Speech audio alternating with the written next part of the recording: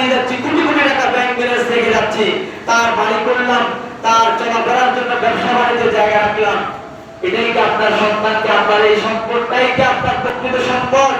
আপনার পরবর্তী প্রজন্মকে আপনি সেটাই দিয়ে যাচ্ছেন?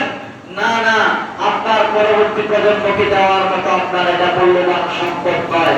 আপনার মূল্যবান সম্পদ হবে ওইটাই যে সম্পদটা আপনার সন্তানকে ফিদ দুনিয়া হাসানা ওয়া ফিল আখিরাতি হাসানা, যেই পথটা, সেই রাস্তাটা আপনার সন্তানকে দুনিয়ায় কল্যাণ দিবে, পরকালে কল্যাণ দিবে, এরকম সম্পদ যদি আপনার সন্তানকে দিয়ে যান, তাহলে আপনার সন্তানকে আপনি উত্তম সম্পদ দিলেন।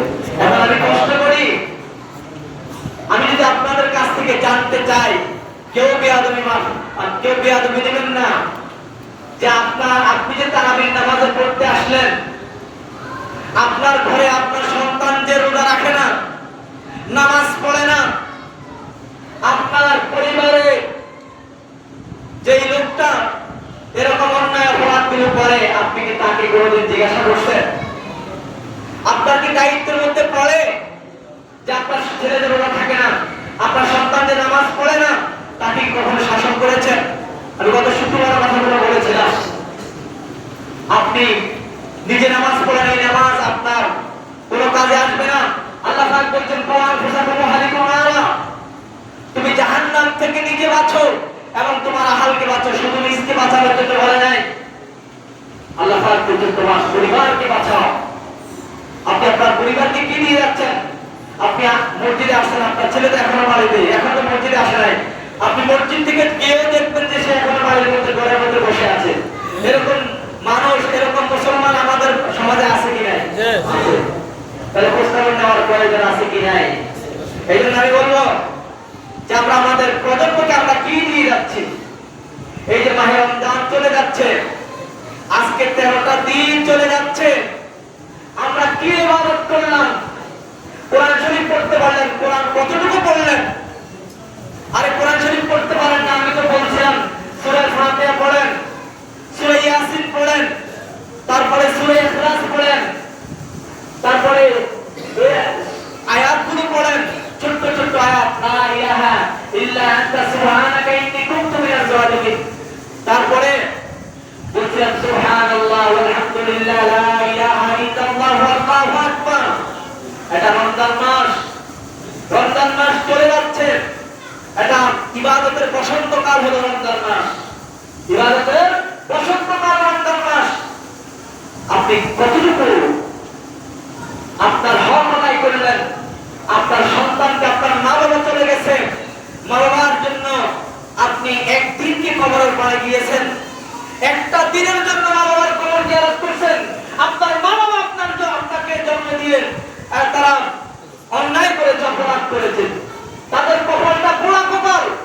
যে মা বাবার সন্তান এই রমজানে মা মারা গেল, বাবা মারা গেল, মায়ের কবরের পাশে যাওয়ার সৌভাগ্য হয় নাই, এরকম পোড়া কপাল কোনো মা বাপ নাই যে সন্তান মায়ের কবরের পাশে যেতে পারলো না। মায়ের জন্য, বাবার জন্য রব্বির হামহুমা কামা রাব্বায়ানি সগীরা বলার মতো এরকম সৌভাগ্য হলো না, এরকম সন্তানের মতো আর হতভাগা সন্তান আর পাওয়া যায়। প্রিয় ভাইয়েরা,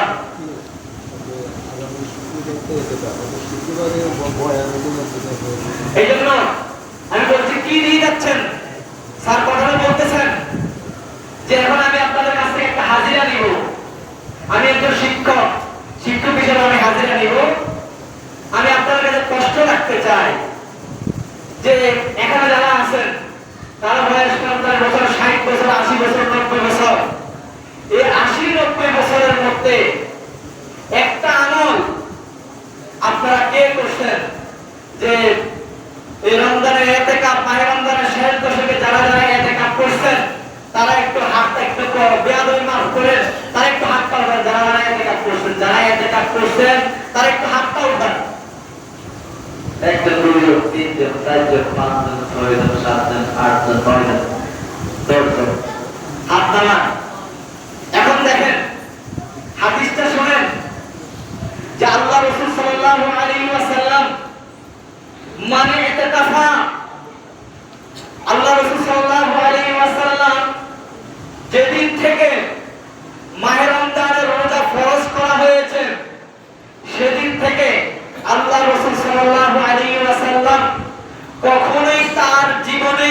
ইতিকাফ ছাড়েন না। সুবহানাল্লাহ বলেন। আল্লাহ রাসূল সাল্লাল্লাহু আলাইহি ওয়া হাত্তা তাওফি আল্লাহ, হাদিস শরীফে আসছে মৃত্যুর আগ পর্যন্ত আল্লাহ রাসূল কখনোই এই আমলটা ছাড়েন না। আর আমরা এখানে প্রায় শত শত মানুষ আমরা উপস্থিত জুমার মধ্যে, মাত্র 10 জন লোক হাত উঠাইছে যারা ইতিকাফ করছে।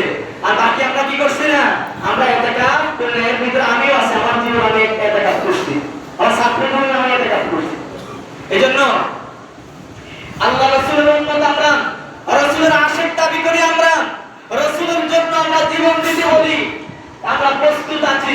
কিন্তু রাসূল এমন একটা আমল ওনার জীবনের মধ্যে ইতিকাফের বিধান আল্লাহ রাসূল সাল্লাল্লাহু আলাইহি ওয়াসাল্লাম প্রথম দিকে আল্লাহ রাসূল পুরো 1 মাস 30 দিন রাসূল ইতিকাফ করছেন। সুবহানাল্লাহ। আর এরপরে যখন রাসূল সাল্লাল্লাহু আলাইহি ওয়াসাল্লাম জানতে পারলেন মাহে রমজানের শেষ দশকে যে লাইলাতুল কদর এমন একটা রাত, যে রাতটা হাজার মাসের চাইতে উত্তম, এই রাতটা তারাই পায় যারা ইতিকাফ করে। সুবহানাল্লাহ। ইতিকাফকারী যারা আছেন তাদের কাছ থেকে আমার আর আপনার ছুটে যাওয়ার সম্ভাবনা আছে, কিন্তু ইতিকাফকারীদের কি করা যায় না যে লাইলাতুল কদর মিস হয় না। সুবহানাল্লাহ, সুবহানাল্লাহ। যে আল্লাহ রাসূল বলেছেন মানে ইতিকাফা, যদি আল্লাহর কোন একজন বান্দা যদি মসজিদের মধ্যে ইতিকাফ করতে আসে, কাহাজ্জাতাইন ওয়া উমরাতাইন, আল্লাহ রাসূল সাল্লাল্লাহু আলাইহি ওয়াসাল্লাম বলেছেন তার আমলনামার মধ্যে 2টা হজ এবং 2টা উমরার সওয়াব দান করে দেবেন। সুবহানাল্লাহ।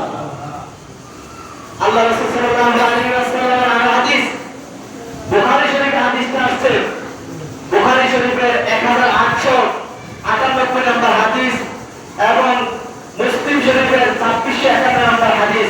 আল্লাহ রাসূল সাল্লাল্লাহু আলাইহি ওয়াসাল্লামের সাহাবী হযরত হুসাইন ইবনে আলী রাদিয়াল্লাহু তাআলা আনহু থেকে বর্ণিত আন্না কানা রাসূলুল্লাহ সাল্লাল্লাহু আলাইহি ওয়াসাল্লাম ইয়াকুলু মান ইতাকাফা আশরু রমাদানা তাহাজ্জাতাইন ওয়া উমরাতাইন, যে আল্লাহ রাসূল সাল্লাল্লাহু আলাইহি ওয়াসাল্লামের সাহাবী হযরত হাসান রাদিয়াল্লাহু তাআলা আনহু থেকে এই হাদিসটা বর্ণিত, যে তিনি বলছেন যে আল্লাহর কোন একজন বান্দা যদি ইতিকাফ করে মাহে রমজানের শেষ দশকে, তার আমলনামার মধ্যে 2টা হজ এবং 2টা উমরা লিখে দেবে। সুবহানাল্লাহ। এবং হযরত আব্দুল্লাহ ইবনে উমর রাদিয়াল্লাহু তাআলা আনহু থেকে হাদিস বর্ণিত, হাদিসটা বুখারীতে আসছে, মুসলিমে আসছে, কানা রাসূলুল্লাহ সাল্লাল্লাহু আলাইহি ওয়াসাল্লাম ইয়াতাকিফুল আশরু আওয়াখির মিন রমাদান, রমজানের শেষ 10 দিন আল্লাহ রাসূল ইতিকাফ করছেন। সুবহানাল্লাহ। এই বছর আল্লাহ রাসূল ইন্তেকাল করলেন, এই বছর আল্লাহ রাসূল 20 দিন শেষ 20 দিন আল্লাহ রাসূল সাল্লাল্লাহু আলাইহি ওয়াসাল্লাম ইতিকাফ করছেন। তো আমরা রাসূলের উম্মত, রাসূলের অনুসারী, আমরা রাসূলের উম্মত দাবিদার। তাহলে আমরা রাসূলের সেই সুন্নাতটা, রাসূল যখন থেকে বিধানটা আবশ্যক হলো তখন থেকে রাসূল কখনো ছাড়ে নাই। আর আমরা অনেকেই আছি জীবনে এখন করতে পারি নাই, রাসূল ছাড়ে নাই, আমরা করতে পারি নাই। কথা বলতে কোনো বেজাল আছে না? এখন আপনি মনে করবেন যে আমি কত বড় ব্যবসায়ী, আমি কত বড় চাকরি করি, আমার কত কাজ। আরে ইতিকাফটা হলো মৃত্যুর একটা ট্রেনিং। মৃত্যু মনে করেন মরার আগে একবার মরে দেখেন না, আপনি মসজিদে চলে আসেন, ইতিকাফের নিয়তে যখন মসজিদে যখন চলে আসবেন, আপনি 10টা দিন দেখেন না আপনি ছাড়া আপনার পরিবারটা কেমনে চলে, আপনার পরিবার চলতে পারে কিনা। আরে জীবনের অনেক সময় তো ব্যয় করছেন, কিন্তু নিজের জন্য কিছু করেন না, ছেলে সন্তানের জন্য তো সব করলেন, নিজের জন্য কিছু করেন। এই জন্য মৃত্যুর কথা চিন্তা করে মনে করেন আপনি নাই, এই 10টা দিন আপনি মসজিদের মধ্যে ইতিকাফ করেন, মসজিদে চলে আসেন।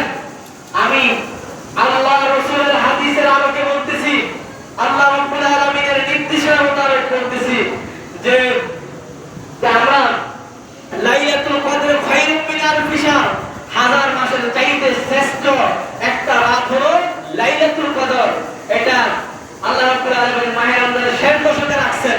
এটা অন্যান্যদের যদিও ছুটে যায়, কিন্তু ইতিকাফকারীদের ছুটে না। সুবহানাল্লাহ। আচ্ছা একটা কথা বলি, আপনার ঘরের মধ্যে যদি মেহমান আসে, বাড়ির মধ্যে যদি মেহমান আসে, আর আপনার ঘরের মধ্যে যদি আপনি গরুর গোশত পাকান, তারপরে পোলাও পাকান, আর ঘরের মধ্যে আবার একটু ডাল আর হালকা মানে একটু একটা ডিম ভাজি করছেন। আচ্ছা, আপনি কি আপনার মেহমানকে ডিম আর ডাল দিবেন আর আপনি পোলাও আর কোরমা খাবেন? কথাটা কি এরকম না? আমরা রোজাদাররা কার মেহমান? কথা বলে কার মেহমান? আল্লাহ। এই রোজাদাররা রোজা অবস্থায় যদি তারা মসজিদের মধ্যে অবস্থান করে, আল্লাহ রাব্বুল আলামিন ওই সাইমিন বান্দা যারা, আল্লাহর মেহমান বান্দা যারা আছেন, তাদেরকে লাইলাতুল কদরের সওয়াব থেকে আল্লাহ রাব্বুল আলামিন বঞ্চিত করবেন না। এইজন্য লাইলাতুল কদরের ফজিলত পাওয়ার জন্য শ্রেষ্ঠ একটা রাতের ইবাদত করার মানুষের চলে আসেন না ইবাদত করার জন্য। একটা বছর একটা বার আসেন, যারা একবার বছর তাদের বলে চায় বারবার করার জন্য, তারা করবেন ইতিকাফ। যারা করেন না, আমি বলি যুবক ভাইরা, অনেক সময় ব্যয় করছো। তোমার মতো আমি যুবক ছিলাম, আমি ছাত্র অবস্থায় যখন আলেমে পড়ি তখন আমি ইতিকাফ করছি। আমি ইতিকাফ করছি, তুমি ইতিকাফ করো। তুমিও একজন মুসলমানের পরিচয় দাও। হায়াত মত তোমার মতো আমার মতো অনেক ছেলেরা যে ঘন্টা চালায়, যে ঘন্টাগুলো চালাইতে গিয়া এমন স্পিড দিয়ে চালায় যে কিছুক্ষণ পরে আমরা রাস্তাঘাটের মধ্যে এরকম ভাবে পড়ে থাকতে দেখি, তাদের দেহা এক জায়গায়, ঘন্টার এক জায়গায়। এরকম তোমাদেরকে বলি, সময় পাবে কি পাবে না, জীবনে একটা বারের জন্য হলো একটা কাজের প্রস্তুতি নাও। বাড়িতে মাদুরদেরকে এতে কাজ করার জন্য বলবেন, মাদুরেরা এতে কাজ করতে পারবে। ওনাদের নিজস্ব একটা খাস কামরার মধ্যে তারা এতে কাজ করবে। যারা পুরুষ যারা রয়েছেন, মাদুরদেরকে এই সওয়াব থেকে এটা সুন্নাতে আলাল কিফায়া, সমাজের কিছু লোক যদি আদায় করে, একজন লোক যদি আদায় করে, সকলের পক্ষ থেকে আদায় হয়ে যাবে, সকলে এর সওয়াব পাবে। আর যদি কেউ না করে তাহলে সকলেই গুনাহগার হবে। এই জন্য আমি বলবো যে গত বছর 5 জন 6 জন হয়েছে, আমি এবার বড় মনের আশা আপনাদের কাছে রাখলাম যে জীবনের একটা সোনালী সুযোগ মনে করে, এই যে করোনা গেল আমাদেরকে শিক্ষা দিয়ে গেল, এই যে আমাদেরকে 5 আগস্ট আমাদেরকে অনেক কিছু শিখিয়ে দিয়েছে। হ্যাঁ, একদিন আমি এই চেয়ারে বসছিলাম, আবার এই চেয়ার থেকে আমি নেমে যেতে বাধ্য হয়েছি অপমান অবস্থা হয়ে। এরকম অনেক কিছু আমাদেরকে শিক্ষা দিয়ে যায়। আসল জীবনের শিক্ষা মনে করে, একটা ট্রেনিং মনে করে এই রমজানে এতে কাজ করবো।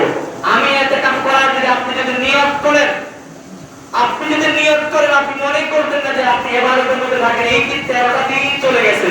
যারা প্রকৃতপক্ষে আল্লাহর রাহে রোজা রেখেছেন, তারা কেউ আজ করতে পারেন না 13টা দিন চলে গেছে।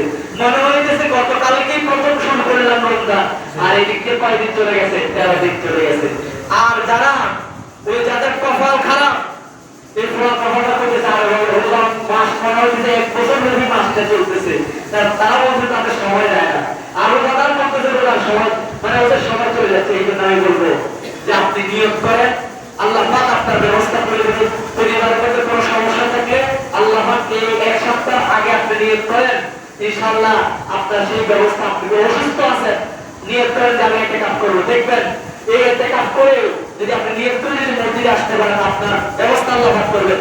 আপনি অসুস্থ আছেন, মুসিবতে আছেন, বিপদে আছেন, কাজকর্মেরও এমন একটা বেশি একটা ঝামেলা এখন আমাদের কারোই নাই, এখন বড়দের কোনো কাজ নাই। সব কাজের চাইতে আপনি এই জীবনে একটা মূল্যবান সময়কে আপনি এটা কাজের জন্য সময় দেন। আমি আশা করি আপনার এটাই সর্বশেষ সুযোগ, ইবাদতের সর্বশেষ সুযোগ মনে করে এটা কাজ করার জন্য আপনারা আসবেন।